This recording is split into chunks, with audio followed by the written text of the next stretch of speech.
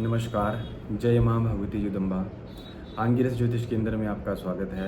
आइए ज्योतिष सीखें। आज बात करेंगे श्रीमद् भगवद गीता के कुछ श्लोकों के विषय में, जिनमें चर्चा की है मनुष्य के मन की शांति के विषय में, कि मनुष्य को शांति किस प्रकार प्राप्त हो। हर कोई मनुष्य जो है वो मानसिक शांति चाहता है, क्योंकि इस भाग दौड़ भरी दुनिया में मनुष्य को इतना समय नहीं है कि वह चिंतन करके और एक जगह स्थिर होकर बैठकर यह चिंतन करे कि मनुष्य जीवन क्या है।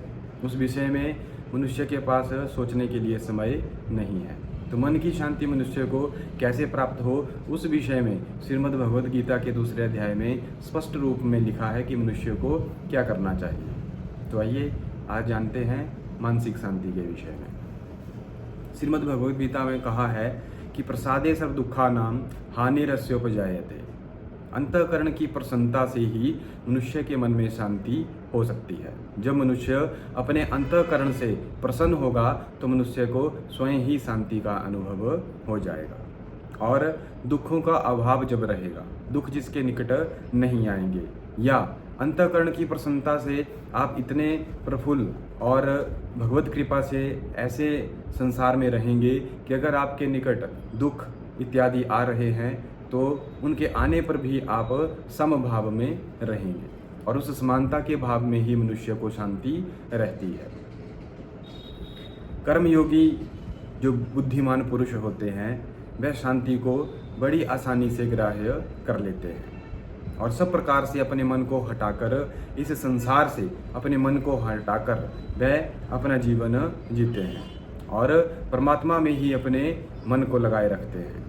अगर आप इस प्रकार जीवन जिएंगे तो मानसिक शांति आपको अवश्य मिल जाएगी। ना अस्ति बुद्धिरिक्तस्य ना चक्तस्य भावना। न जीते हुए मन और इंद्रियों वाले पुरुष में निश्चयात्मक बुद्धि नहीं होती।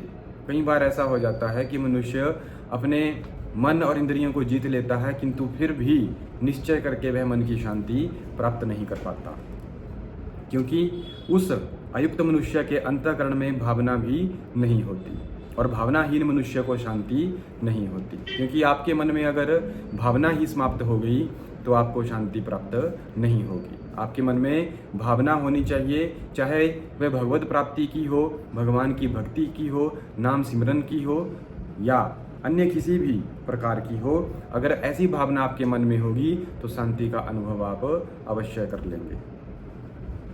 इंद्रियाणाम ही चरताम यन मनो अनुविधीयते तदस्य हरति प्रज्ञाम वायुर नाम विव भावससी।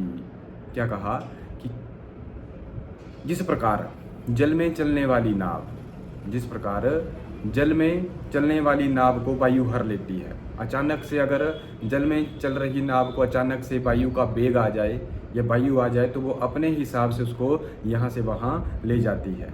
वैसे ही विषयों में विचरती हुई मनुष्य की बुद्धि, जिस प्रकार मनुष्य विषयों में विचरण करते हैं, तो विषयों में विचरती हुई बुद्धि इंद्रियों से ढके हुए विलिप्त उस मन को यहाँ से वहाँ ले जाती है। अर्थात मन में अगर आपके आसक्ति रहेगी, मन में अगर आपके विषय चलते रहेंगे तो आपका मन यहाँ से वहाँ चला जाएगा और आप बुद्धि से कार्य नहीं कर पाएंगे, और आपकी बुद्धि को वह इंद्रियां हर लेंगी। इंद्रियों के विषय में सब प्रकार निग्रह कही हुई है और उसकी ही बुद्धि स्थिर कही गई है। जो इंद्रियों को अपने वश में कर लेता है उसी की बुद्धि को स्थिर कहा गया है। और सबसे बड़ी इंद्रिय मनुष्य की मन है, और मन के अधीन ही सारी इंद्रियां रहती हैं।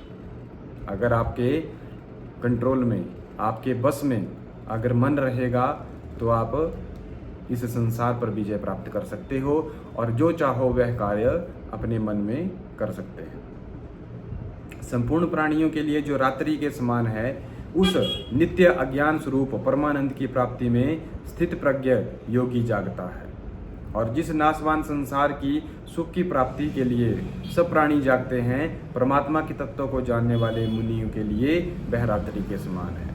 अर्थात जिस समय सब मनुष्य सोते हैं उस समय योगी जन जाग कर भगवान का योग करते हैं। योग करते हैं, भगवान के चरणारविंदों में अपना ध्यान लगाते हैं, योग साधन करके भगवान को पाने की चेष्टा करते हैं। और जैसे ही प्रातःकाल सूर्योदय होता है, हर मनुष्य इस संसार में संलग्न, कार्यों में संलग्न होकर अपने प्रतिदिन की चेष्टा को करते हुए, प्रतिदिन के नित्य कार्यों को करता हुआ, सांसारिक रूप से संसार में रहता हुआ उस संसार की तरफ हो जाता है और संसारिक सुखों में लग जाता है। उनकी प्राप्ति के लिए मनुष्य यहाँ से वहाँ विचरण करता है। और परमात्मा के तत्वों को जानने वाले लोग जो हैं, जो मुनिजन हैं, और परमात्मा के तत्वों को जानने वाले जो मुनिजन लोग हैं, वह रात्रि के समान उस दिन को मानते हैं। उनके लिए यहाँ से वहाँ विचरण करना और सांसारिक भोगों के लिए विचरण करना, यह सब उन्हें रात्रि के समान लगता है।